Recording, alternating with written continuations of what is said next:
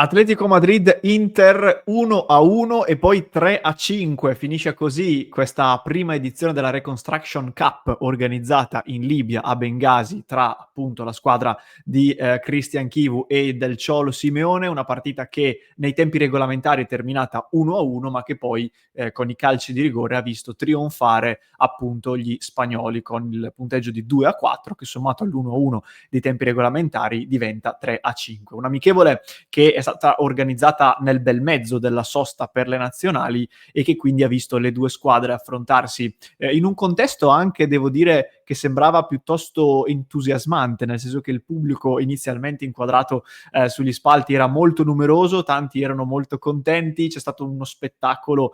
pirotecnico e di luci nell'intervallo, insomma un contesto anche, devo dire, piuttosto acceso per un amichevole che almeno noi da fuori, noi commentatori, non ci ha preso tantissimo, ecco, diciamo così, anche se appunto, come dicevo, perlomeno in quel contesto, per i tifosi libici è stata un evento molto importante che potrebbe anche ripetersi negli anni, poi lo approfondiremo eventualmente più avanti. È stato un amichevole dove sia l'Inter che l'Atletico Madrid ovviamente avevano in campo squadre piuttosto rimaneggiate a causa del fatto che nel bel mezzo della sosta entrambe avevano e hanno tantissimi giocatori in giro per il mondo. Ciò nonostante, devo dire che l'Atletico aveva in campo una formazione tutto sommato spendibile, lo facevamo notare appunto in confronto con la nostra. Noi avevamo già nell'11 titolare diversi giocatori,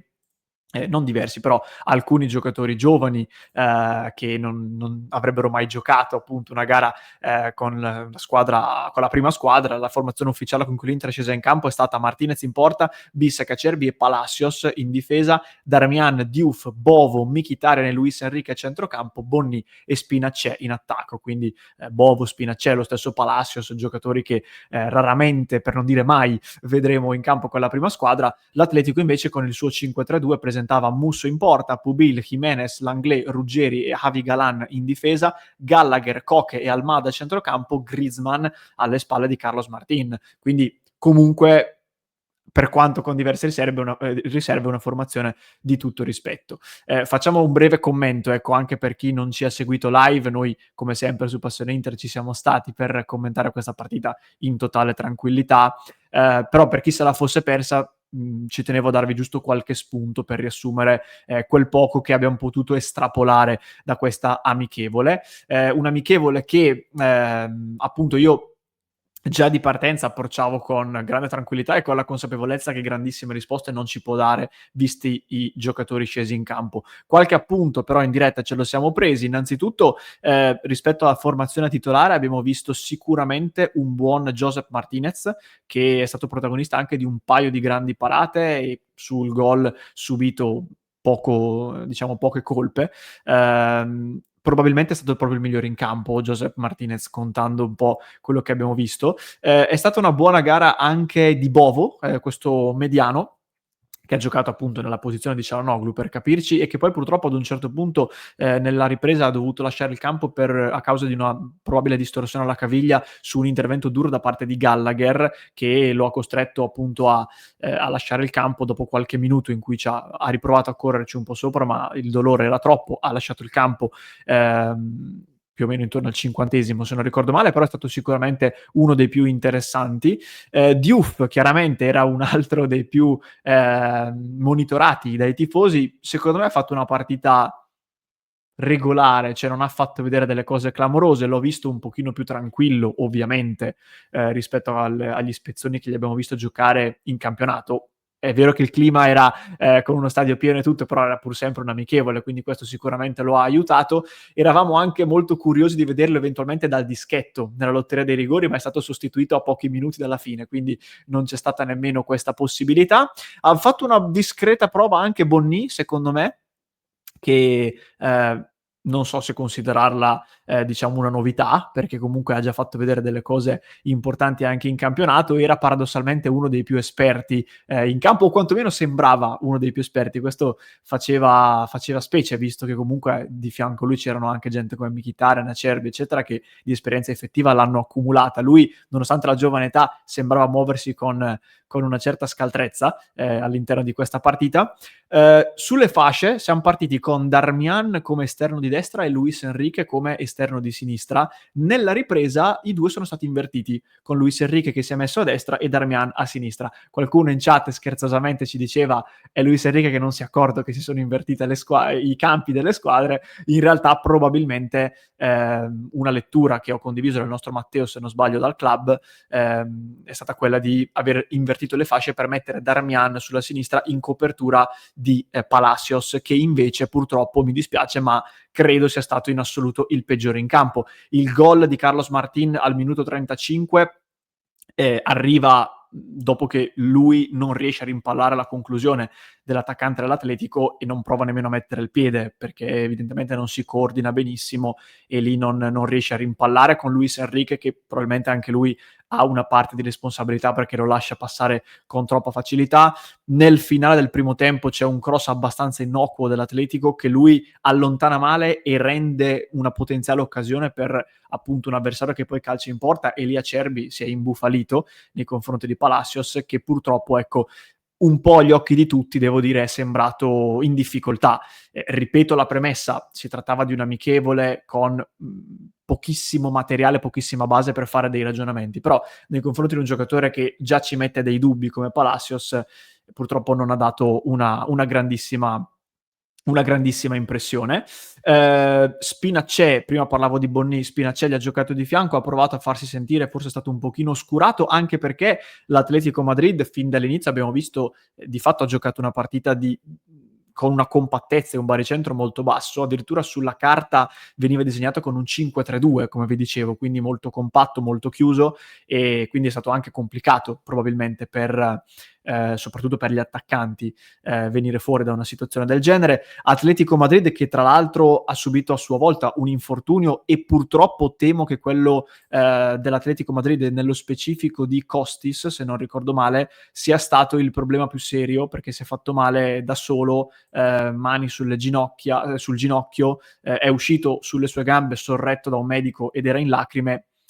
Temo che l'infortunio sia serio e è dispiaciuto molto a tutti noi che stavamo commentando, perché all'interno di un'amichevole come questa l'ultima cosa che ti auguro è di vedere un giocatore farsi male, e soprattutto farsi male in questa maniera, e purtroppo è il rischio delle amichevoli, soprattutto quelle che vengono organizzate nel mezzo della stagione. Quindi lo dicevo perché volevo cogliere l'occasione per fargli l'in bocca al lupo e sperare che sia solo un brutto spavento, anche se purtroppo temo che non sia così. La formazione titolare ve l'ho raccontata prima. Nella ripresa, anche se in maniera un po' diluita nei 45 minuti, però abbiamo visto scendere in campo la maggior parte dei panchinari, che Di Gennaro a parte erano tutti giovani dell'Under 23 dell'Inter, quindi poi sono entrati anche Cinquegrano, Kaczmarski, che è quello che ha preso il posto di Bovo, Venturini, Lavelli, Agbonifo ha avuto un'occasione importante, ad un certo punto ha scippato la palla allo stesso Costis prima che si facesse male, e si è trovato uno contro Musso, purtroppo ha calciato ma il suo tiro è stato respinto. Agbonifo in teoria è uno dei giocatori da tenere maggiormente d'occhio tra quelli che l'Inter ha nelle varie giovanili, così come anche Marello, che non abbiamo visto ma che è un altro che vi consiglio di monitorare, perché è un giocatore molto interessante. E ai calci di rigore, come era già stato purtroppo in occasione del famoso Atletico Madrid Inter di Champions, quando c'era ancora Klassen e quel gruppo lì, anche in questo caso purtroppo è arrivata un'altra sconfitta con dei rigori che non ci hanno visti trionfare. Siamo partiti anche bene, perché poi in realtà il primo rigore di Griezmann è andato in gol come quello di Venturini per l'Inter. Poi c'è stata la traversa di Koch, che io tra l'altro in live ho predetto in maniera incredibile. Mi è venuto di dire traversa e effettivamente ha preso la traversa, una cosa pazzesca. Lavelli subito dopo ha calciato e ha fatto gol, quindi l'Inter si era portata in vantaggio. È arrivato poi il gol di Ruggeri dal dischetto, la parata di Musso sul rigore di Luis Enrique, calciato non malissimo ma probabilmente nemmeno benissimo, e credo sia stato l'unico di cui non ci hanno mostrato il replay dal retroporta, quindi non ho capito bene quanto fosse angolato, anche se Musso ha dovuto metterci la mano aperta e fare comunque una parata discreta, quindi non era calciato in maniera terribile. Poi è arrivato il gol di Jeanneret che ha riportato l'Atletico avanti. Acerbi ancora dal dischetto si è fatto parare anche lui il suo rigore, ha calciato forte e centrale, Musso è rimasto fermo e l'ha smanacciato sopra la traversa, e poi Langlais come ultimo rigore, che la regia non ci ha nemmeno mostrato perché hanno staccato con l'inquadratura che la palla praticamente era già in porta, però si è intuito il gol e quindi la vittoria dell'Atletico. Questo è fondamentalmente, ragazzi, per chi non l'avesse vista non vi siete persi nulla, non l'ho ancora detto forse nel racconto, ma il gol del pareggio lo potete leggere anche qui sotto. Per l'Inter lo ha segnato Bissek da calcio d'angolo, battuto bene da Mkhitaryan, colpo di testa di Bissek toccato anche dal suo marcatore e palla che poi è entrata in rete. Buona partita anche di Acerbi, che ha fatto peraltro appunto tutti i 90 minuti, e per il resto ecco direi che non ci sia granché da aggiungere, se non, piccola nota di colore aggiuntiva, lo facevo notare in diretta, il guardalinee, uno dei due guardalinee della partita, quello che stava dalla parte sinistra del campo, fronte telecamera, secondo me assomigliava tantissimo a Taremi esteticamente, quindi visto che l'amichevole era un po' così, vi butto dentro anche questa nota di colore. Quindi ecco, volendo fare un breve riassunto a livello di singoli, bene Josep Martinez, che non è una novità, bene Bovo, questo ragazzo che andrà monitorato da qui in avanti, bene Bonni, discreto Diouf, però non è di certo questa la gara da cui ci aspettiamo delle risposte, diciamo così. Tra i peggiori, purtroppo, devo dire sicuramente Palacios, che non ha convinto, e a questo punto, ecco,